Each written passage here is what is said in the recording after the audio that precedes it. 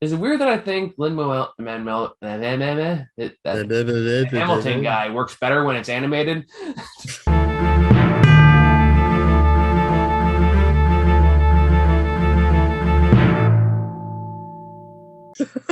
The The Hamilton man, the Hamel Hamilton man, man. Hamilton man. Lin-Manuel Miranda. There you go. All right. Lin-Manuel Miranda. Lin-Manuel Miranda. This Yeah, guy's like doing want like to a put a little sing-songy flavor on way. that. Yeah. Uh, so this is my attempt to like try to get something done this week because I just don't know how the rest of the week's gonna shake up. Thankfully, there's not like a huge bunch of shit comes out this weekend, so I'm not too worried. I There we say that go. now, but I'm gonna have like 5 movies next week. Just fucking watch. Oh, I'm so Uh, fucking ready for that. what was that? I said I'm so fucking ready for it. I yeah, I hope so because I might need your help on some of this. Okay. Uh, I still got 3 other movies, and apparently Paw Patrol comes out tomorrow, and apparently Well, you know what? I'm sick that day. it's like better than it has any right to be from everything I've read. What? I wish I was kidding. Okay, I've never seen an episode of Paw Patrol, but like, I'll give you a hint. It's about dogs, yeah, and they no, go on patrol. no. Yeah, I know it's fucking Okay. trippy. Well, my most exposure to Paw Patrol is that meme where someone's like, my 3-year-old will spend like 6 hours describing a 22-minute episode of Paw Patrol to me. Yep, that sounds about right. I was that kid. I get it. Yeah. Oh yeah, we all did that. So anyway, about this movie, Yeah, Vivo. Vivo, which came out, I think, like just a little under 2 weeks ago. Hmm. Which is the latest animated movie that is starring Lin-Manuel Miranda. Nicely done. Thank you. I'm learning. Who plays an animated monkey, and apparently he like executive produced this and like wrote 8 of the songs, and that's kind of like okay, so I can still technically call this It's basically LMM like, production. yeah, yeah. You can say it's there. Although, like part of me is all like, whenever I see, like, every time Lin-Manuel does something, like, he always finds a way to get his friend Chris Jackson in there. He was George Washington and Hamilton, and he was Benny and the stage play version of In the Heights. He even showed up in his Drunk History episode. Nice. It's pretty great. So I was trying to find him in this one too, but I could not find him. I guess where that's where they drew the line on that one. Or I couldn't figure it out, or maybe I he was mean, like credited or something. But yeah, I liked it better than In the Heights. yeah. Uh, I mean, like, the interesting thing is that I actually kind of, I'm gonna get a lot of shit on this from my theater friends if they see this, but like, if like, my Like biggest issue maybe with it, Kim. yeah, probably Kim. But what was it? My two big issues within the Heights was, one, that ridiculous fight between Usnavi and Vanessa, but the other one was like, the pacing felt off to me. Like, I don't know, it felt slow to me. But Vivo is just I liked it a lot more than I thought I did, just because like I wasn't really enthused with the trailer, and I was just like, okay, Lin-Manuel's a monkey now, that's fine, sure. Like Um, I mean, because like here's the thing I was thinking about it because at this point I've seen like 3 things he's made over the past few years yeah. between like In the Heights, Hamilton, and now this, and I'm kind of realized like you know what I kind of like his style better when it's animated and he's keeping it relatively straightforward in the narrative function because I Mhm. feel like that suits him better. And this is something I went on a long rant about in the Heights, as you remember, you were there. Yep, I was there. I was With completely unprepared for the wrath that was in store for me. Yeah, and like I'm kind of realizing that, but if you're wondering why I'm on my bed, it's because I got lazy. Mhm. And like I kind of realized I have the same issue with Hamilton to a certain degree. Although it's like, okay, yeah, the music's catchy, but like Mhm. he's deliberately injected himself in these political scenarios and doing nothing with it, Mhm. because not because he doesn't want to upset his mass audience. Which is why like a lot of the rest of the product kind of gets tainted by that a little bit. Mhm. The fact again In the Heights was a much bigger like at fault for this flaw than Hamilton is. Mhm. Although Hamilton does deal with some historical revisionism and Yeah. overt patriotism Oh to the yeah. point where it's kind of like, okay, I get it's like historical fiction, but a lot of people aren't going to see it that way, you know? Yeah. It was actually kind of funny that you mentioned the patriotism aspect of it, because what was it? Hamilton toured worldwide, Yeah. And that part of that tour was in the United Kingdom. And they were actually kind of nervous about their portrayal of King George, because he was one of the big monarchs there, and he's a former monarch, and they have very strong feelings about the royal family and stuff. So they were worried about "You'll Be Back" and all these reprises. But apparently, the British audience actually thought he was fucking great. Like, they thought it was really funny. So it's just like, hey, fuck yeah, all right, it works. Well, cool. I'm glad it worked out for them. It's more like for someone who's putting themselves in a deliberately political position, to do nothing with that position feels kind of spineless to me. And like, that's like, I can forgive that with Hamilton because it's a big Broadway show. People who buy big Broadway shows are not poor people who are going to criticize are not poor people who criticize capitalism. Oh, absolutely. It's going to be rich people who support it. So, like, okay, I get it. You're pandering to your audience. Fine. You had no fucking excuses in the Heights.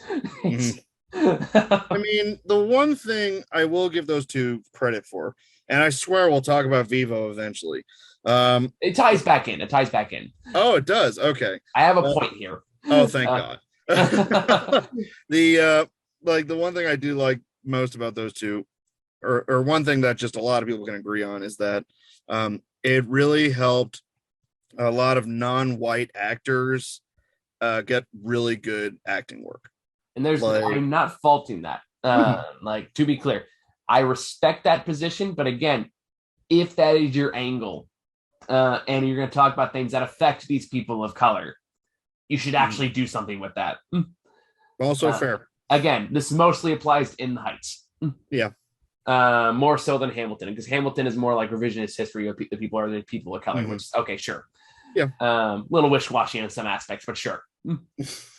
That's not what I'm here to talk about. My point, that where I'm going with all this is I have my most conflicted feelings with Lin-Manuel Miranda when he is trying to set his plays or movies in a political environment and doing nothing with that environment. However, you take that same style and that same kind of like representation, all that stuff, and you put that in a movie that, one, is animated, which simplifies a lot of things for you, and two, doesn't give a shit about any of that. Something makes a lot of the issues I have. Well, you get to see a lot. I feel like you're finally like understanding Lin-Manuel's like charm in a way. I understand because you're not. What's that? I understand the charm fine. I just think I think it's just placed in the wrong focus. Okay. Like, I understand he's got charm. I understand he's got talent. Like, I'm not disagreeing any of that, but he focuses on the wrong places.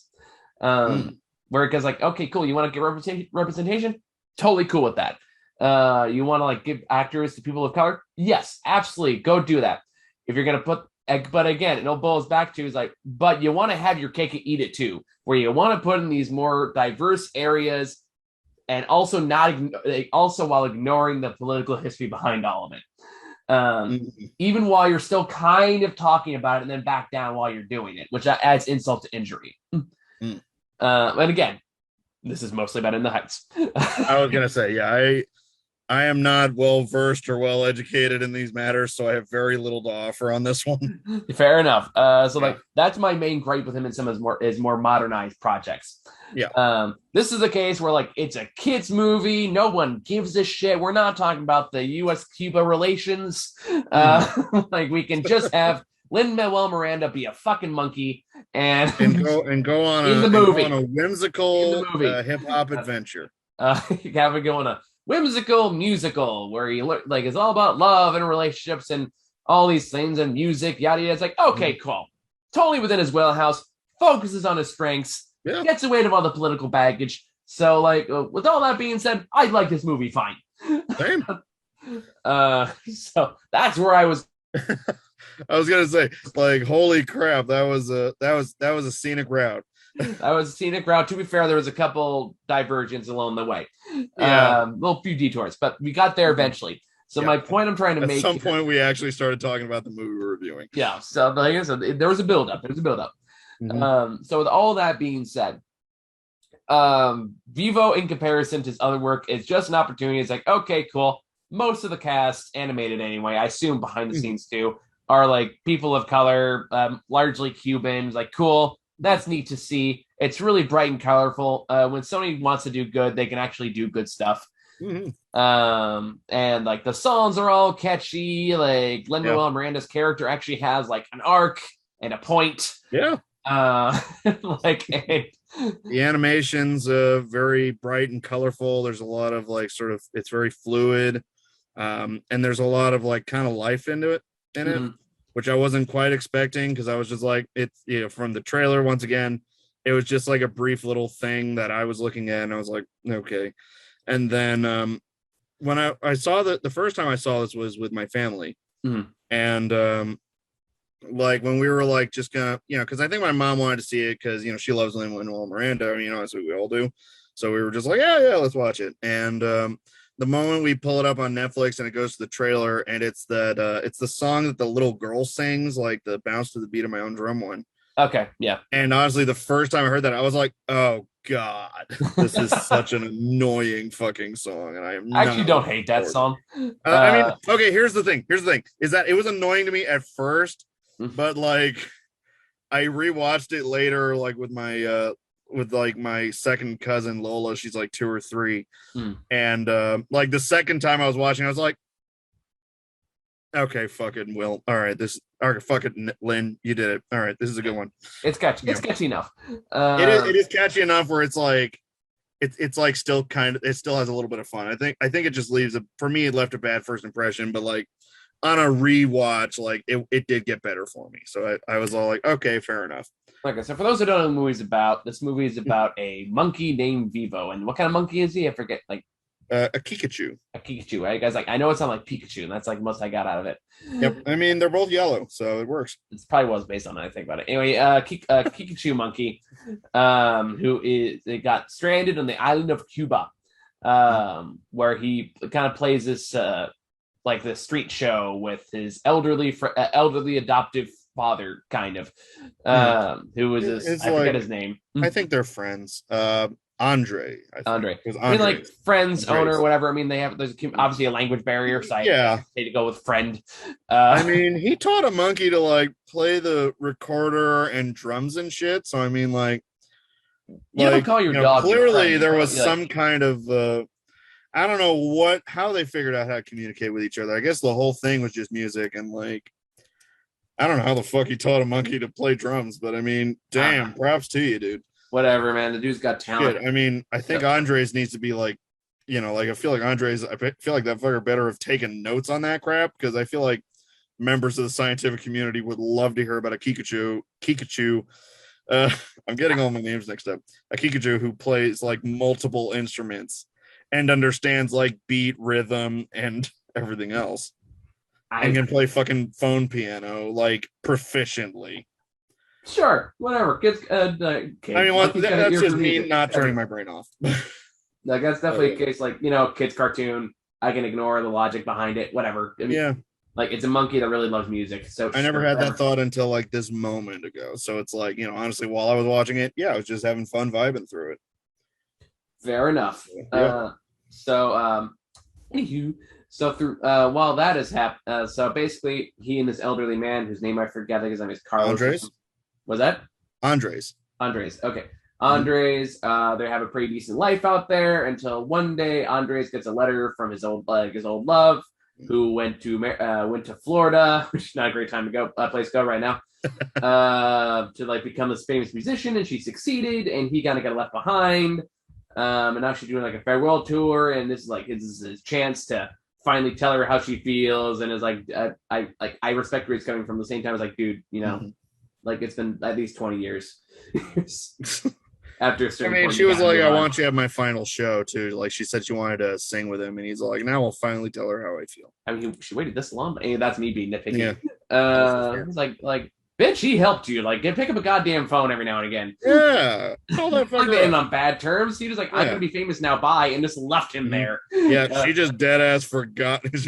I'm going to get out of here, and I'm not going to pretend like I know any. I'm going to pretend like I don't know. They had a bad fallout or something like that. As more as she just fucking left.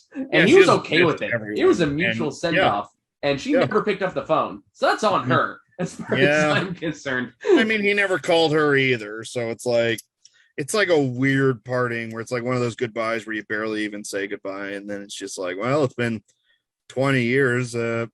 Hey buddy, how you been? Sure, plot contrivance is plot contrivance. Sure, whatever. I'll go along with it. Yeah. Anyway, so he decides to go back to Florida and be there for the farewell tour because I guess he had a passport this whole time. And he just he decided no, then he passes away the next day. But he had this one last song he wrote about her that he was going to share. And then Vivo, who was having some own issues of accepting the fact that of a possibility of a new parent coming in. He's dealing with it, so he passes away, which causes some of his extended family to fly in from Florida, which includes this like kind of ADHD Kind of a grand girl, who is rebelliously quirky. I think it's probably the best way to call it. Yep. Oh yeah. And just super weird. But he decides he wants to go to the show to show the song to the woman, and so he stows away in her stuff, and then flies off to America, and then they go on an adventure and to get the song, and they travel through like Florida, and they go through the Everglades and shit, and they learn some lessons along the way. Yeah, where they learn the real song was friendship. I mean, yes. I mean, I feel like I don't know if they needed to learn about friendship. I think they just became friends. Like, it's the same thing. They weren't like, okay, maybe the little girl was grumpy about meeting people, but like, I don't know. Like, I don't think one of the things was friendship. I think it was like, we have the same rhythm. We're vibing together, Yeah. Yeah. We compliment each other. I know the rhythm, you know the lyrics, and all that fun stuff. That's friendship, Matt. It's friendship. They save the day through the power of love. Solid. And like from there, it's like it's fairly. Boat. What was that? And Daddy's boat. Yep. So like the rest of there is like fairly straightforward, like animated comedy. What really helps stand apart, of course, is Lin-Manuel Miranda's music. He's always had a particular flair and a very particular style. Yeah. And there is a lot of Cuban influence in there, which I appreciated. So that does kind of help it stand out from the typical DreamWorks / Disney musical. Yeah. Where it's all like sweeping orchestral sounds and occasional "here's what's hip with the kids these days" kind of a song to it.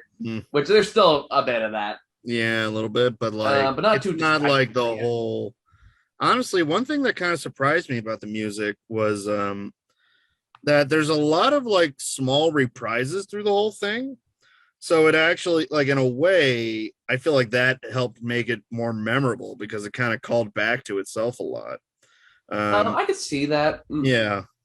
I don't think it's really abnormal for these kind of movies all that much. Fair. I mean, depending on who's directing and how competent they are. Yeah. I mean, I think the big difference, I mean, if I was going to compare it to like something like Over the Moon, which is a movie I still don't like.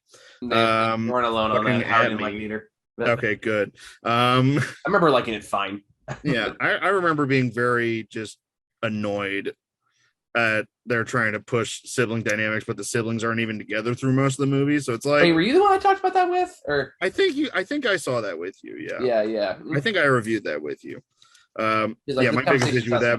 Yeah. And they sang that song about how great it is to be siblings. I'm like, why the fuck is your brother not there for this song? It's like, because fuck him. Yeah, honestly, and fuck that brother too. He was annoying, which was gonna lead into another point. A thing I liked about the movie is that the child was not as annoying as I thought she was gonna be. No, they cast her well, and she they wrote her well enough.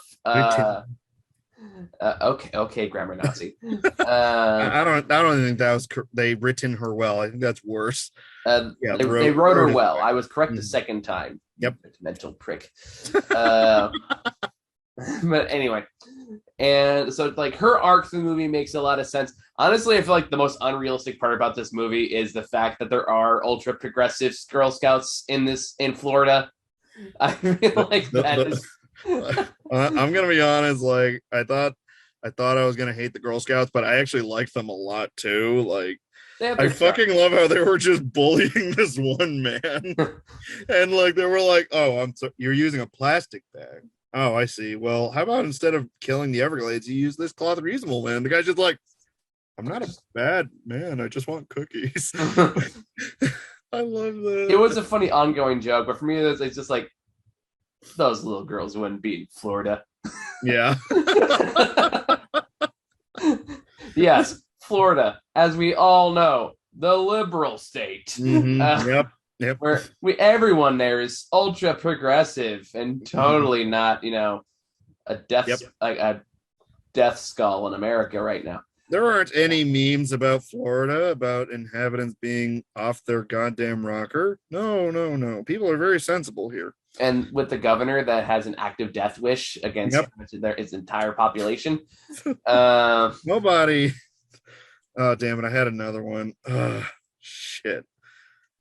I think it was a hashtag is a DeSantis governor. Oh no, it was something. I had a talk about Florida politics now. Oh right, no, it was the really lazy joke where it's like, yeah, no one calls Florida America's dick at all. Florida's fun. Right now, Florida is America's weird infection that we really need to get looked at, but we've been really pushing it off. Florida is America's third ball that America was not born with. No, that like you can get used to a third ball. Right now, it is just a general, like it is that rash that isn't going away, and you kind of hope it will, and just kind of not, and you need to see a doctor about it. But you also really don't want to deal with it. We did get a sight of unhinged Florida, like briefly, when there was just a dog that had no leash or owner, just a stray dog running around. That's like, true. Yep. And a lot of things in Florida do got a piece of that. You. Yeah. Yeah, we got a piece of that. And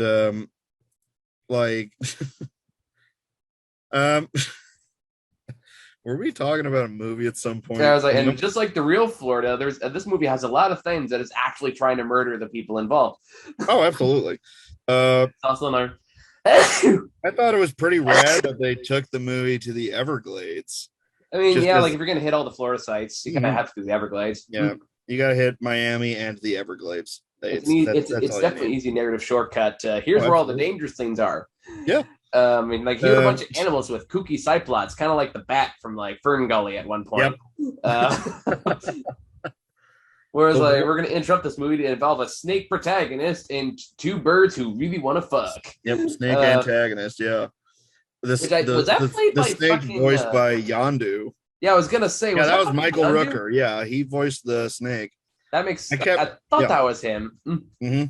I kept thinking it was Woody Harrelson, but it was actually Tom Rooker, and I'm like, and that's when I started to realize how similar they actually sound.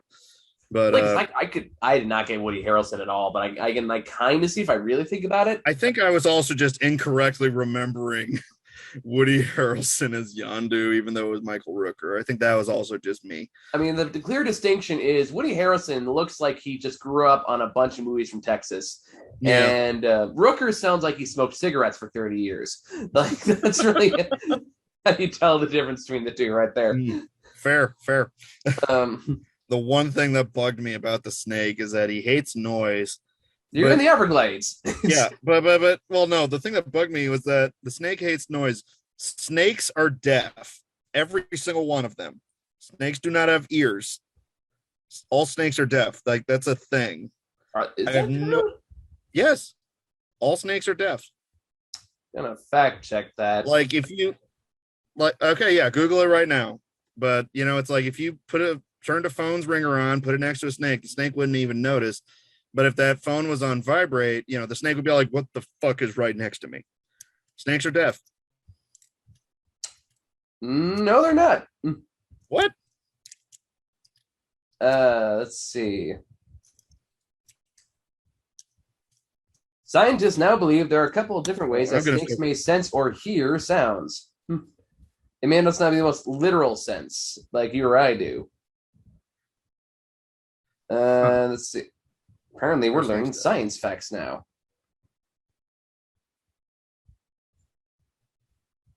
Okay, so from what I'm reading on the first thing I Googled with are snakes deaf. For example, when large animals move, they produce sound waves that travel through the air. But you could also make the assumption that it's like sound also traveling through the ground and the snake sensing it through that. Well, hold on. I have an article here. It's like, but what about the sound waves that travel through the air? Can snakes hear those without ears? Scientists now believe that they can.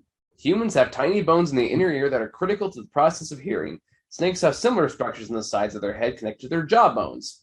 Scientific studies have shown that skin muscle tissue transfer airborne sound waves to a tiny bone called the quadrate, which moves back and forth in response to the vibrations. That movement is then transferred to the cochlea, which translates the movements to electrical signals that are then sent to the brain. Obviously, the system of hearing in snakes is quite different than it is in humans and other animals that have ears. Snakes likely only hear a limited range of low-frequency sounds. As a result, snakes probably won't rely on hearing the same way other animals do. Snakes probably depend primarily on other senses. So there you go. Snakes hear weird. That is the takeaway from here, and that is going to be the title of this video. So I'm only partially correct. Okay, that's fine. That's okay. I mean, you knew more than I did. So okay, but you know what? We're learning things, and that's what's important. We are, including the power of friendship. Friendship. I'm doubling down on that. Goddamn it! I mean, like this movie, I don't have a lot to say about because, like, it is pretty to watch. It's pretty to listen to. It does what it needs to do. The characters are fun enough. It's like the relationships work well, better than you think they would be. It's a lot funnier than I thought it would be too. Like they had this running gag with a bus driver who has a catchphrase and everyone loving it, and that was fucking hilarious. The Cuban mom in Florida was kind of funny. Yep, she was funny. The bird I thought was going to piss me off was actually kind of funny, especially when he was like, "I'm not burying myself. I'm just hibernating for the rest of my life." It's like, you know, did you ever watch The Secret of Nim? Yeah. Kind of reminds me of like the Raven in that movie. Oh, the one that was voiced by Dom DeLuise. Yeah, because it's like kind of a similar theme. Was I'm trying to find a mate, so I got to get a good ribbon, that kind of shit. Oh yeah. So very similar vibes to that. So how much you'll get out of that will vary in degrees. It definitely feels like one of those plots that was there just kind of have like more animals for him to interact with, which is fine. It's not harmful or anything like that. It's cute. Like it's perfectly serviceable. Yeah. Like I feel like this movie's like I'm probably never gonna watch this again. I mean, I've accidentally unleashed something on my cousin actually. Oh no! Because second time I watched this, it was me, my sister, and our second cousin Lola, and she was fucking entranced by this movie, and we recommended our cousin show the rest of it because she had to leave early, and but you know, we were telling our cousin, yeah, she seems to like it so far, so maybe, you know, when you get home, maybe she'll want to watch the rest of it. Apparently Lola has been watching Vivo nonstop since then. No. Which our cousin has been all like, yep, she's still watching it. Man, that is one thing. That is one thing. If I ever have kids, that is one thing I'm not looking forward to having kids. Is as doing what I do is watching their favorite movies on repeat. If you're gonna watch this anime, it's gonna be a good one. God damn it! I feel like as a parent, I'm not gonna be like, you can't watch that. It's too much violence. I'm gonna be like, you can't watch that. It sucks. Oh God. Just smack down your kid's taste, like just fucking. That's like that. That's not my saying they have like. I'm assuming movies they haven't seen yet. So like, if for some reason like kid pulls up Die Hard, like I don't care if they're 5. I was like, yeah, fuck yeah, let's watch Die Hard. Like if the kid comes up and pulls up like I don't know, like I know in Central Park, I'm like, no, we're not watching that piece of shit. Let's go back to watching Die Hard. Oh God. A+ parenting. If my child makes through his 6th birthday party and does not say once "yippee-ki-yay, motherfucker," I failed as a parent. Oh my God. Can you fucking imagine? All right, Michael, just for that, I want to role play something with you real quick. All right, you're older and you're a parent and you have a young son in elementary school. One day you got a phone call from the school. It's the principal. And he says that your son has been displaying inappropriate bravado, I guess. And he said, ho ho, I have a machine gun, ho ho ho, yippee-ki-yay, motherfucker, to other kids, what is your response to that principal? The principal is like, "Oh, that is inexcusable. I will talk to them right away." And then like I'll put on a show in front of the teacher and just whisper clearly, "It's like, I'm lying. Go along with it." And it was like, "How that is not appropriate for a school. Just leave out the first part. The second part is fine. High five." High five.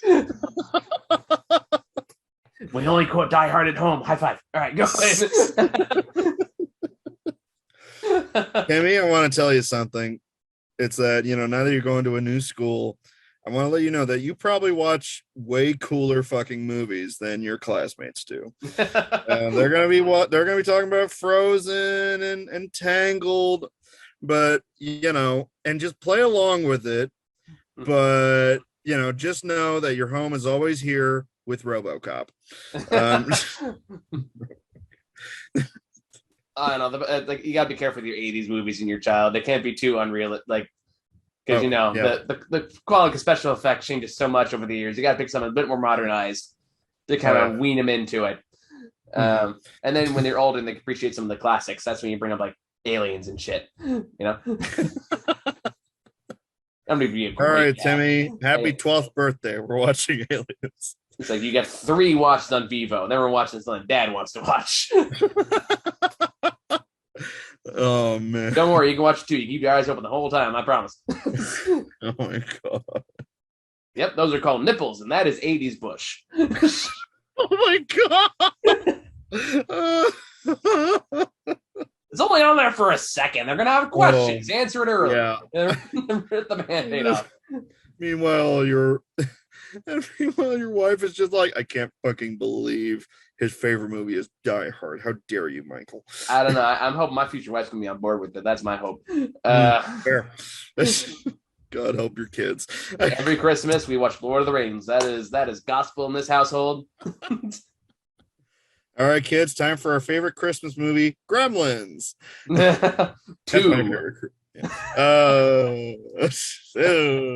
I like Gremlins too. Gremlins 2 is like, my brother rewatched it. I have yet to rewatch it, but like my brother was like, Gremlins 2 is fucking weird. That's why I love it, man. Okay. Get that weird shit. Yes. Anywho. So bad parenting aside. Yeah. So this video is going to serve for like 10 years down the road. I'm going to get child protective services. Oh my god! Called on me. Did you? And then for the room is I'm going to hear. Principal of your child's school is going to watch your videos. What was that? You think the principal of your child's school is going to watch one of your videos? She's just going to click on the Vivo review and she's going to be like, "This is a problem child." I'd be shocked if they went that far back. I feel like that would be astounding. We're talking like 10 years in the future now. Like you'd have to look hard for incriminating evidence on me at that point in the game, Anywho, what does your dad do there, child? He yells at a camera a lot. He yells at a camera with his friends and. I don't know why he writes papers, but like he's swearing the whole time. No one likes a snitch, kid. He keeps begging Ron for editing, I think. I don't know. Hey, Uncle Ron is a treasured member of this household. No, but I don't beg Uncle Ron for anything. I pay Uncle Ron what he is owed. Because he is a talented creator. Very That is your first lesson, child. Pay people what they're worth. I don't have anything else to say about this. Do you got anything else to say about this? It's a very fun movie. It's cute. The music's great. Characters are very likable, and it's bubbly. It is very bubbly. It is enjoyable. It is what it says on the tin. Yeah. It's a good time. It's a good time. It is an enjoyable watch. So yeah, be careful with your toddlers because they might become obsessed with it and they will demand to watch the monkey movie again. And again and again and again. I feel like you run that risk. My cousin Veronica's going through something. I feel like you run that risk with any particular animated movie as a kid. Oh yeah. So yeah, I mean, like, so I think that's all we really have to say about this one. The rest was just kind of us goofing off and being dorks. So they're still gonna watch Free Guy and Don't Breathe 2, which that's gonna be heartbreaking because I love the first one. Have you ever seen the first Don't Breathe? I really wanted to, but I never made time for it because the actor in Don't Breathe, he was like in Salem, and I really liked that show. So it's still on my list.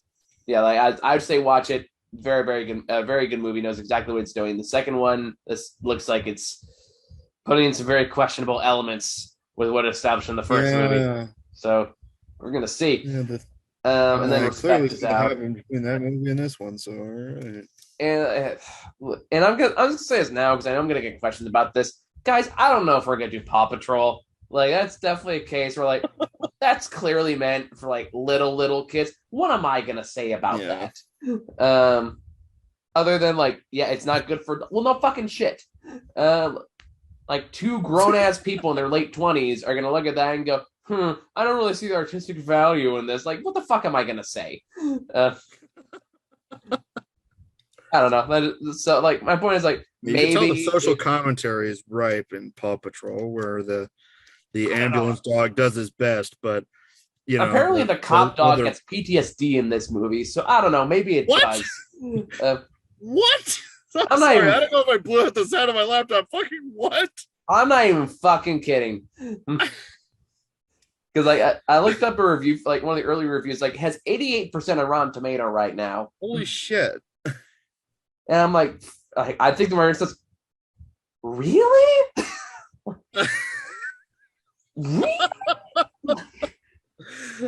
Paw Patrol? Think about this. The Paw Patrol movie with PTSD. Was the police dog like in freaking Vietnam? I don't know. I was gonna say our Vietnam's Afghanistan, but that's true. All right. Yeah, I don't know. It's like from police range, like guys. So the target this is from Brian Orduff at Blu-ray.com. Okay. The target demographic for this picture will be delighted with every frame of the adventure. The Paw Patrol movie isn't hard on parents and guardians, offering some humor, heart, and enough calamity to engage. Enough calamity to engage. Fucking Paw Patrol. The fuck am I supposed to do with that information? Watch it? Know, man. I don't know if I want to go. I don't know. Apparently, it sounds like a good time.